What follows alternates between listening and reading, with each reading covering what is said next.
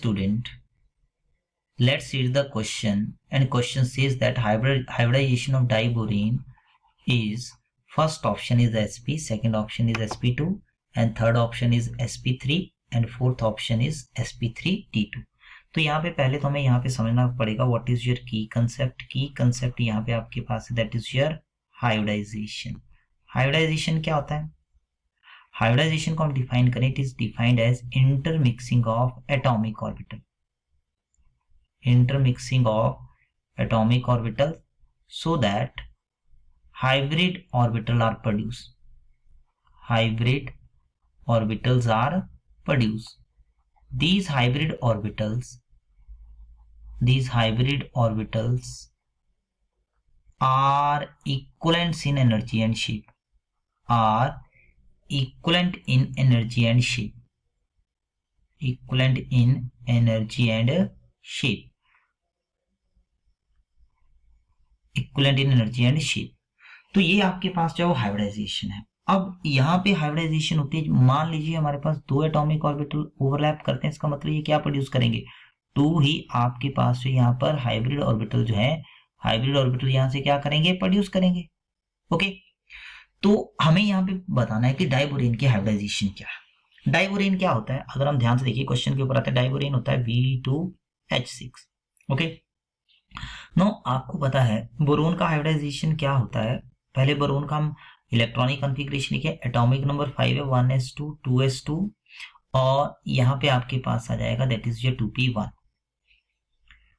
तो exciter state में यहाँ पे आप बोरोन का इलेक्ट्रॉनिक कॉन्फ़िगरेशन देखें, क्योंकि सिर्फ वैलेंस शेल के इलेक्ट्रॉन पार्टिसिपेट करते हैं, तो ये आ जाएगा, यहाँ पे आ जाएगा 2s, यहाँ पे आपके पास आ जाएगा दैट इज योर 2p, और ये एक इलेक्ट्रॉन एक्साइट होकर यहाँ पे चला गया.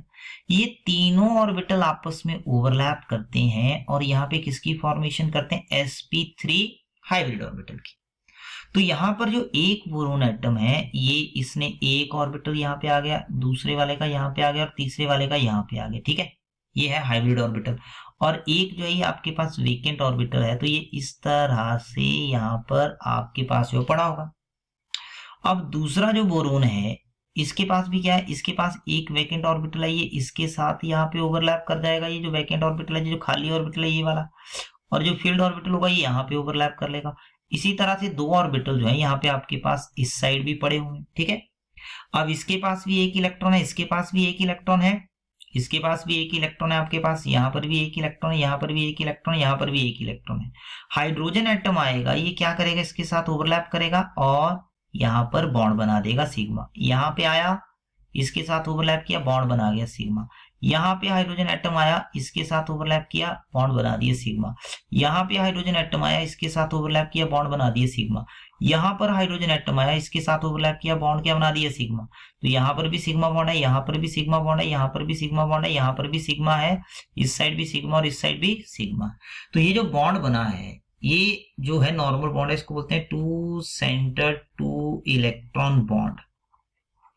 और बीच में जो बना है ये एक स्पेशल टाइप का बॉन्ड है. इसमें क्या कर रहा है, तीन एटम पार्टिसिपेट कर रहे हैं, 1 2 और 3. तो इसको बोला जाता है 3 सेंटर टू इलेक्ट्रॉन बॉन्ड. तो यहाँ पे आप देखोगे इसका स्ट्रक्चर कुछ इस तरह से बोला जाता है. ये बन जाएगा हाइड्रोजन, यहाँ से आपके पास आ जाएगा दैट इज योर हाइड्रोजन, यहाँ पे बोरोन है, यहाँ पे आपके पास आ जाएगा हाइड्रोजन, यहाँ पे आपके पास हाइड्रोजन है, यहाँ पर हाइड्रोजन है, यहाँ पर आपके पास क्या हाइड्रोजन. तो इन हाइड्रोजन को क्या बोलते हैं, these are your terminal hydrogen. ये आपके पास यहाँ पे टर्मिनल हाइड्रोजन है, और यहाँ से जो आपके पास बने इनको क्या बोलते हैं, these are your bridged hydrogen. Okay, तो हाइब्रिडाइजेशन क्या बन गई यहाँ पर, that is your sp3. So diborane का हाइब्रिडाइजेशन क्या होगा, sp3. I hope this will clarify your doubt. Thank